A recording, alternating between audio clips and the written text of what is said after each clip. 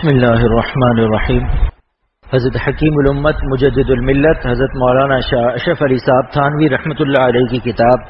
حیات المسلمین سے روح حق دہم پڑھ کے سناتا ہوں۔ حج کی فضیلت۔ حج کرنا جس شخص میں شرطیں پائی جاویں ان پر فرض ہے اور دوسروں کے لیے نفل، اور حج بھی مثل نماز، زکوٰۃ و روزہ کے اسلام کا ایک رکن یعنی بڑی شان کا لازمی حکم ہے۔ نمبر 1، اللہ تعالیٰ نے فرمایا اور اللہ کے واسطے لوگوں کے ذمے اس مکان یعنی کعبے کا حج کرنا ہے، یعنی اس شخص کے ذمے جو کہ طاقت رکھے وہاں تک پہنچنے کی، سبیل یعنی سامان کی۔ نمبر 2، ارشاد فرمایا رسول اللہ صلی اللہ علیہ وسلم نے، یہ حضرت عمارہ سے مروی حدیث زکوٰۃ کے امور میں نمبر 9 کے ماتحت گزر چکی حدیث یہ فرمایا رسول اللہ صلی اللہ علیہ وسلم نے، اللہ تعالیٰ نے کلمہ طیبہ کے علاوہ 4 چیزیں اور فرض کی ہیں، بس جو شخص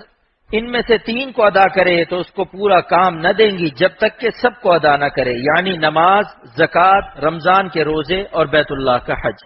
جس سے معلوم ہوتا ہے کہ اگر نماز و زکوٰۃ و روزہ سب ادا کرتا ہو مگر فرض شدہ حج ادا نہ کیا ہو تو اس کی نجات کے لیے کافی نہیں۔ اور حج میں ایک خاص بات ایسی ہے جو اور عبادتوں میں نہیں، وہ یہ ہے کہ اور عبادتوں کے افعال میں کچھ عقلی مصلحتیں بھی سمجھ میں آ جاتی ہیں، مگر حج کے افعال میں بالکل عاشقانہ شان ہے، تو حج وہی کرے گا جس کا عشق عقل پر غالب ہوگا، اور اگر فی الحال اس میں کچھ کمی بھی ہوگی تو تجربے سے ثابت ہے کہ عاشقانہ کام کرنے سے عشق پیدا ہو جاتا ہے، اس لیے حج کرنے سے یہ کمی پوری ہو جائے گی، اور خاص کر جب ان کاموں کو اسی خیال سے کرے، اور ظاہر ہے کہ جس کے دل میں خدا تعالی کا عشق ہوگا وہ دین میں کتنا مضبوط ہوگا۔ نمبر 3، حضرت عائشہ رضی اللہ عنہا سے روایت ہے کہ رسول اللہ صلی اللہ علیہ وسلم نے فرمایا کہ بیت اللہ کے گرد پھرنا اور صفا و مروہ کے درمیان پھیرے کرنا اور کنکریوں کا مارنا، یہ سب اللہ تعالیٰ کی یاد قائم کرنے کے لیے مقرر کیا گیا ہے۔ یعنی گو ظاہر میں دیکھنے والوں کو تعجب ہو سکتا ہے کہ اس گھومنے، دوڑنے اور کنکریاں مارنے میں عقلی مصلحت کیا ہے، مگر تم مصلحت مت ڈھونڈو، یوں سمجھو کہ خدا تعالیٰ کا حکم ہے، اس کے کرنے سے اس کی یاد ہوتی ہے اور اس سے علاقہ بڑھتا ہے اور محبت کا امتحان ہوتا ہے کہ جو بات عقل میں بھی نہیں آئی حکم سمجھ کر اس کو بھی مان لیا۔ پھر محبوب کے گھر کے ذرہ ذرہ پر قربان ہونا، اس کے کوچے میں دوڑے پھرنا کھلم کھلا عاشقانہ حرکات ہیں۔ نمبر 4، زید بن اسلم اپنے باپ سے روایت کرتے ہیں کہ میں نے حضرت عمر رضی اللہ تعالی عنہ سے سنا ہے، فرماتے تھے کہ اب طواف میں شانے ہلاتے ہوئے دوڑنا اور شانوں کا چادرہ سے باہر نکال لینا کس وجہ سے ہے؟ حالانکہ اللہ تعالیٰ نے اسلام کو مکہ میں قوت دے دی اور کفر کو اور کفر والوں کو مٹا دیا، اور یہ فعل شروع ہوا تھا انہی کو اپنی قوت دکھلانے کے لیے جیسا روایت میں آیا ہے، اور باوجود اس کے کہ اب مصلحت نہیں رہی مگر ہم اس فعل کو نہ چھوڑیں گے جس کو ہم رسول اللہ صلی اللہ علیہ وسلم کے وقت میں آپ کے اتباع اور حکم سے کرتے تھے، کیونکہ خود رسول اللہ صلی اللہ علیہ وسلم نے اس پر حجۃ الوداع میں عمل فرمایا جبکہ مکہ میں ایک بھی کافر نہ تھا۔ اگر حج میں عاشقی رنگ غالب نہ ہوتا تو جب عقلی ضرورت ختم ہو گئی تھی تو یہ فعل بھی موقوف کر دیا جاتا۔ نمبر 5، عابس بن ربیعہ سے روایت ہے کہ حضرت عمر رضی اللہ تعالی عنہ حجر اسود کی طرف آئے اور اس کو بوسہ دیا اور فرمایا میں جانتا ہوں تو پتھر ہے، نہ کسی کو نفع پہنچا سکتا ہے اور نہ نقصان، اور اگر میں رسول اللہ صلی اللہ علیہ وسلم کو نہ دیکھ لیتا کہ تجھ کو بوسہ دیتے تھے تو میں تجھ کو کبھی بوسہ نہ دیتا۔ محبوب کے علاقے کی چیز کو چومنے کا سبب بجز عشق کے اور کون سی مصلحت ہو سکتی ہے؟ اور حضرت عمر رضی اللہ تعالی عنہ نے اپنے قول سے بات ظاہر کر دی کہ مسلمان حجر اسود کو معبود نہیں سمجھتے، کیونکہ معبود تو وہی ہو سکتا ہے جو نفع و ضرر کا مالک ہو۔ نمبر 6، حضرت ابن عمر رضی اللہ عنہما سے روایت ہے کہ رسول اللہ صلی اللہ علیہ وسلم نے حجر اسود کی طرف رخ کیا، پھر اس پر اپنے دونوں لب مبارک رکھ کر اس پر بڑی دیر تک روتے رہے، پھر جو نگاہ پھیری تو دیکھتے کیا ہے کہ حضرت عمر رضی اللہ تعالی عنہ بھی رو رہے ہیں، اور آپ صلی اللہ علیہ وسلم نے فرمایا اے عمر اس مقام پر آنسو بہائے جاتے ہیں۔ محبوب کی نشانی کو پیار کرتے ہوئے رونا صرف عشق سے ہو سکتا ہے، خوف وغیرہ سے نہیں ہو سکتا، اور افعال عاشقانہ تو ارادے سے بھی ہو سکتے ہیں مگر رونا بدون جوش کے ہو نہیں سکتا، پس حج کا تعلق عشق سے ہے، اس حدیث سے اور زیادہ ثابت ہوتا ہے۔ نمبر 7، حضرت جابر رضی اللہ عنہ سے روایت ہے کہ رسول اللہ صلی اللہ علیہ وسلم نے فرمایا کہ جب عرفہ کا دن ہوتا ہے جس میں حاجی لوگ عرفات میں ہوتے ہیں، اللہ تعالیٰ فرشتوں سے ان لوگوں پر فخر کے ساتھ فرماتا ہے کہ میرے بندوں کو دیکھو، میرے پاس دور دراز رستے سے اس حالت میں آئے ہیں کہ پریشان بال ہیں اور غبار آلود بدن سے اور دھوپ میں چل رہے ہیں، میں تم کو گواہ کرتا ہوں کہ میں نے ان کو بخش دیا۔ اس صورتحال کا عاشقانہ ہونا اور فخر کے ساتھ اس کا ذکر فرمانا اس صورت کے پیاری ہونے کو بتلا رہا ہے۔ یہ چند حدیث حج میں عاشقی کی شان ہونے کی تائید میں بطور نمونے کے لکھ دی گئیں، ورنہ حج کے سارے افعال کھلم کھلا اسی عاشقانہ رنگ کے ہیں، یعنی مزدلفہ عرفات کے پہاڑوں میں پھرنا، لبیک کہنے میں چیخنا پکارنا، ننگے سر پھرنا، اپنی زندگی کو موت کی شکل بنا لینا، یعنی مردوں کا لباس پہننا، ناخن اور بال تک نہ کٹوانا، جوں تک کو نہ مارنا جس سے دیوانوں کسی صورت ہو جاتی ہے، سر منڈوانا، کسی جانور کا شکار نہ کرنا، کسی خاص حد کے اندر درخت نہ کاٹنا، گھاس تک نہ توڑنا، جس میں کوچہ محبوب کا ادب بھی ہے۔ یہ کام عاقلوں کے ہیں، یہ کام عاقلوں کے ہیں یا عاشقوں کے، اور ان بعض افعال جو عورتوں کے لیے نہیں ہے، اور ان میں بعض افعال جو عورتوں کے لیے نہیں ہے، اس میں ایک خاص وجہ ہے، یعنی پردے کی مصلحت اور خانہ کعبہ کے گرد گھومنا اور صفا مروہ کے بیچ میں دوڑنا اور خاص نشانوں پر کنکر پتھر مارنا اور حجر اسود کو بوسہ دینا اور زار زار رونا اور خاک آلودہ دھوپ میں چلتے ہوئے عرفات میں حاضر ہونا، ان کے عاشقانہ ہونے کا ذکر اوپر حدیث میں آ چکا ہے، اور جس طرح حج میں عشق و محبت کا رنگ ہے، اس کے ادا ہونے کا جس مقام سے تعلق ہے، یعنی مکہ معظمہ مع اپنے تعلقات کی، اس میں بھی محبت کی شان رکھی گئی ہے، جس سے حج کا وہ رنگ اور تیز ہو جائے، چنانچہ سورہ ابراہیم میں ہے۔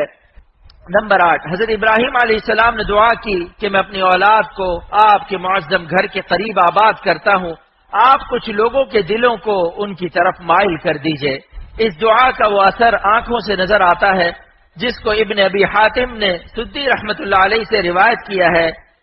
نمبر 9، کوئی مومن ایسا نہیں جس کا دل کعبے کی محبت میں پھنسا ہوا نہ ہو۔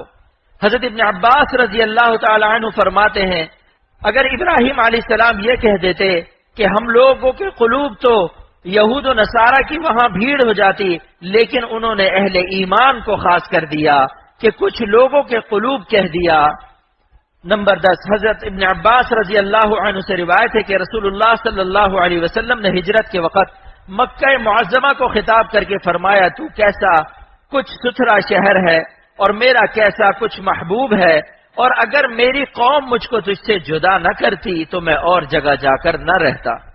اور جب ہر مومن کو حضور اقدس صلی اللہ علیہ وسلم سے محبت ہے تو آپ صلی اللہ علیہ وسلم کے محبوب شہر یعنی مکہ معظمہ سے بھی ضرور محبت ہوگی۔ تو مکہ سے محبت دو پیغمبروں کی دعا کا اثر ہوا۔ یہ تو حج کی اور مقام کی دینی فضیلت تھی جو کہ اصلی فضیلت ہے، اور بعضی دنیاوی مصلحتیں بھی اللہ تعالیٰ نے اس میں رکھی ہیں، وہ حج میں ان کی نیت نہ ہونی چاہیے مگر وہ از خود حاصل ہو جاتی ہیں، چنانچہ آگے دو حدیثوں میں اس طرف اشارہ ہے۔ نمبر 11، اللہ تعالیٰ نے ارشاد فرمایا کہ اللہ تعالیٰ نے کعبہ کو جو کہ ادب کا مکان ہے، لوگوں کی مصلحت قائم رہنے کا سبب قرار دیا۔ مصلحت عام لفظ ہے، سو کعبہ کی دینی مصلحتیں تو ظاہر ہیں اور دنیاوی مصلحتیں بعضی یہ ہیں، اس کا جائے امن ہونا، وہاں ہر سال مجمع ہونا جس میں مالی ترقی اور قومی اتحاد بہت سہولت سے میسر ہو سکتا ہے، اور اس کی بقا تک عالم باقی رہنا، حتیٰ کہ جب کفار اس کو منہدم کر دیں گے قریب ہی قیامت آ جائے گی، جیسا احادیث سے ثابت ہوتا ہے۔ نمبر 12،